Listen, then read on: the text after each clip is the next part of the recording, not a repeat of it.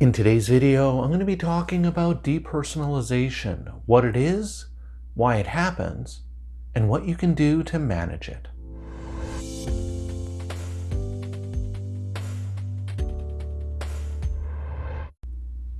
Hi everyone. Have you ever felt like you were outside of your body, disconnected from yourself? If so, you may have experienced depersonalization, which can sometimes be an extremely frightening and scary experience. In today's video, I'm going to be talking about some of the features of depersonalization and what you can do to manage it. But before we get into that, just a couple of disclaimers to go over. I'm a registered psychologist in the province of British Columbia, Canada, and this video is for informational purposes only. It is not intended as a substitute or replacement for advice from your doctor or mental health professional. Now, with those things out of the way, let's start talking about depersonalization. Now, depersonalization is a feeling of being detached from yourself. Almost like you're watching yourself from outside of your body or viewing yourself on a movie screen. It can feel like you're this outside observer of your body, almost like floating in the air above yourself, or observing your thoughts and feelings from outside yourself. Now, in depersonalization, you may feel robotic or not be in control of your movements or not be in control of what you're saying. You can feel that memories might not be your own memories. Sometimes people can experience depersonalization as a sense that parts of their body, like their arms or their legs, are distorted, enlarged, shrunken, very unusual, strange feelings. It can feel like there's a numbness or dampening of emotion or physical reactions to the world around you. Now, the thing is, we don't really understand a lot about depersonalization, but what we do know is that it's a type of dissociation or a type of disconnection from reality that's often associated with traumatic or extremely stressful events. And so some of the risk factors for depersonalization include certain personality traits or conditions. You can see dissociation occurring with borderline personality disorder. You can find depersonalization in severe stress, things like major relationship, financial, or work stressors. Panic attacks or exposure to severe trauma in childhood or adulthood, things like accidents, assault, violence. These all increase the risk of depersonalization. Now, as you can imagine, depersonalization can be extremely frightening, especially when a person experiences these symptoms for the first time. Now, the majority of people with depersonalization will initially misinterpret it as a sign of severe psychosis or as some sort of psychotic break or some weird neurological condition that's really sort of catastrophic. Things like I'm going crazy or I'm losing my mind. And what this can do is it can lead to increased anxiety and focus on the experience of depersonalization, which just worsens the whole thing. And so it becomes this negative spiral. Now, as you can imagine, depersonalization can cause all sorts of problems for a person. It can cause problems with focus, concentration, memory. It can interfere with work. It can interfere with social activities, engaging in household chores. It can cause problems in interpersonal relationships, friendships, marriages, those types of things. It can contribute to feelings of depression and anxiety, and it can lead to an overall sense of hopelessness and helplessness. I don't know what's going on. I'm going crazy. This is really awful. So, if you're experiencing depersonalization, what can you do about it? What can you do to stop these sensations or these experiences?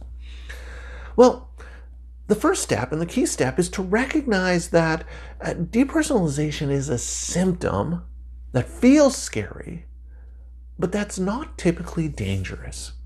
It usually comes and goes on its own in response to stress or intense anxiety. So it's important to remind yourself that this is an episode of depersonalization. As I mentioned earlier, misinterpreting it as a sign that I'm losing my mind, that only makes it worse. So it's important to remind yourself that this isn't dangerous. It's frightening, not dangerous, and it will pass.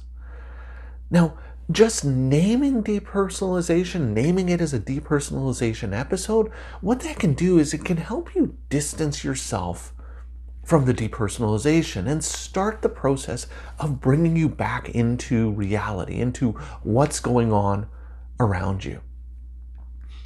Now, another way to cope with depersonalization is what's called grounding techniques. Now, these types of things are designed to help you reconnect with your body. Now, grounding in particular helps you focus your senses and brings you back in touch with your body, and it gives you mental tools to help bring you back into your mind and feel like you're reconnected with your mind and your body. So some examples of grounding are things like holding on to something cold, like an ice cube, or something hot, like a hot pad. Now, obviously, you don't want it to be too hot. You don't want it to burn yourself, but just a very strong physical sensation that can help you reconnect. You can pinch the back of your hand to remind yourself that you're real, and to make the connection between your action of pinching yourself and the physical sensation of feeling like you're being pinched. You can slow your breathing and focus on the feeling of the air as you breathe in and as you breathe out. You can put your face in cold water or splash cold water on your face to sort of almost like a physical shocking or a physical, that physical sensation of that coldness bringing you back in touch with you. Focus on the feeling of the clothes that you're wearing and describe the physical sensations of what they feel like on your skin, what your socks feel like, what your pants feel like, what the sleeves on your shirt feel like. Listen to the tapping of your foot on the ground. Another thing you can do if you experience this sensation a lot is to carry around mints with you. And if you start to feel that sense of coming on, suck on a mint and focus on different aspects of the taste, texture, the feeling of the mint in your mouth. You can smell something like a flower or a scented candle. You can run your hands through your hair and pay attention to the feeling of your hair, the texture, the sound as you do it. There's lots of things you can do to sort of ground yourself or reconnect yourself with your body and your surroundings. And all of these techniques are designed to take your attention off of the depersonalization and refocus yourself on your body and being more connected with your body. So you see, with depersonalization, it's all about management of the symptom and coping with it. So the ultimate goal in terms of management of depersonalization ultimately is to address the underlying anxiety and stress that's contributing to it. So it shouldn't just be about what do I do to manage the depersonalization. It's really about getting at the underlying cause of the depersonalization, and this can often relate to underlying anxiety conditions, underlying stress conditions, of which the depersonalization is simply a symptom. So this can mean learning how to address panic attacks and panic disorder, and I've made a number of videos on that. If it's related to PTSD, if the depersonalization is was related to PTSD. It's about addressing the underlying PTSD. I've posted some videos on tools a person can use to manage PTSD.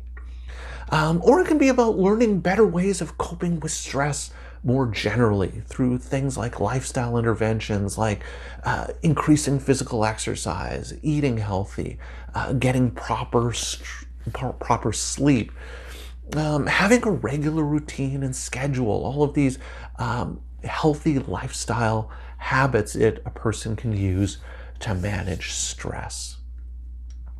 So the key thing to remember with depersonalization is that although it seems scary, although it can seem really upsetting and terrifying and scary, it's not dangerous. You're not losing your mind. And in many ways, this sensation of depersonalization is just your mind telling you that you're experiencing a lot of anxiety and stress, and that you need to address whatever it is that's making you so anxious or stressed. So I hope that makes sense. I hope that gives you a better sense of what depersonalization is.